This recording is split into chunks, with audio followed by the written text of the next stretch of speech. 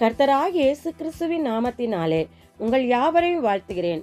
நாம் இன்று தியானிக்கும் வசனம் யாத்திராகமம் 15ஆம் அதிகாரம் 23ஆம் வசனம். அவர்கள் மாராவிலே வந்தபோது மாராவின் தண்ணீர் கசப்பாயிருந்ததினால் அதை குடிக்க அவர்களுக்கு கூடாதிருந்தது. அதனால் அவ்விடத்திற்கு மாரா என்று பெயரிடப்பட்டது.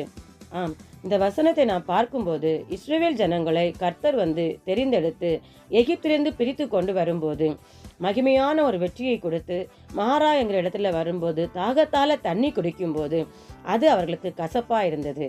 நாம் இந்த வசனத்துல எதை தியானிக்க போகிறோம்னா, கசப்பும் இனிப்பும். தேவனாகிய கர்த்தர் அவர்களுக்கு அப்புறமாய் ஒரு மரக்கிளையை போட்டு அந்த தண்ணீரை மதுரமாய் மாற்றினார். அது சில வேளைகளில் தமது ஜனங்களை தேவன் என்னை சார்ந்திருக்கிறார்களா, என்னை கூப்பிடுகிறார்களான்னு சொல்லி சில வேளை ஒரு துன்பத்தை அனுபவித்து நம்மை சோதித்து பார்ப்பார். அப்போ சோதித்து பார்க்கும்போது நாம் என்ன செய்ய வேண்டும்னா, கர்த்தர் நமக்கு செய்த நன்மையை நினைத்து அவர் நமக்காக யாவையும் சிலுவையில் செய்து முடித்தார். எல்லா பாடுகளையும் நாம் நினைக்கும் போது நமக்கு அவர் மேல் இன்னும் விசுவாசம் பெருகும், அவர் மேல் ஒரு நேசமும் அன்பும் பெருகும்.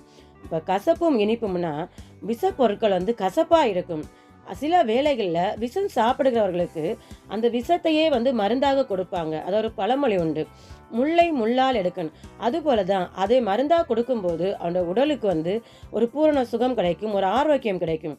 அதுபோல தான் இன்று தேவனுடைய பிள்ளைகளாகிய நமக்கு துன்பங்களும் துக்கங்களும் ஒரு இன்னல்களும் ஒரு விஷம் போல ஒரு கசப்பாக இருந்தாலும் அந்த துன்பத்திலிருந்து நம்மை விடுவிக்க சில வேளைகளில் கர்த்தர் நமக்கு இன்னும் துன்பத்தின் வழியாகவே நம்மை நடத்தி செல்கிறார்.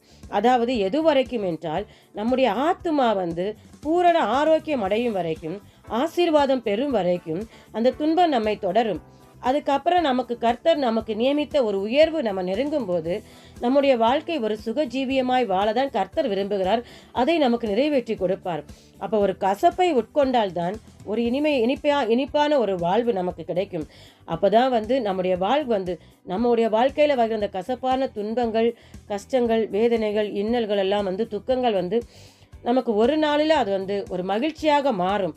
அதுதான் மாராவின் தண்ணீரை எப்படி அவர் மதுரமாய் மாற்றினாரோ அதுபோல நம்முடைய வாழ்க்கையில் இருக்கிற மாறாக்களையும் கர்த்தராகிய இயேசு கிறிஸ்து நம்முடைய ஒரு குறிப்பிட்ட ஒரு உயர்வை நம்ம சென்றடையத்தக்க வரைக்கும் மாறா நம்மை தொடர்ந்தாலும் அது நமக்கு மதுரமாய் மாறும். நாம் ஜெபிப்போமா? அன்பின் பரலோக பிதாவே, உம்மை நன்றியோடு துதிக்கிறோம், சோத்தரிக்கிறோம் தகப்பனே. இந்த வேளையிலும் எங்கள் தேவனாகிய கர்த்தாவே, நீர் சகலவற்றையும் அறிந்திருக்கிற தேவன் கர்த்தாவே.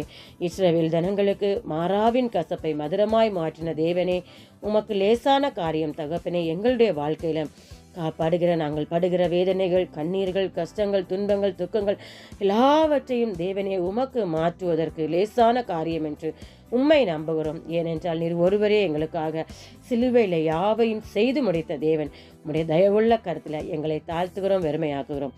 கர்த்தராகிய இயேசு கிறிஸ்துவின் நாமத்தினாலே ஜெபிக்கிறோம் நல்ல பிதாவே, ஆமேன். கர்த்தர் உங்களை ஆசீர்வதிப்பாராக.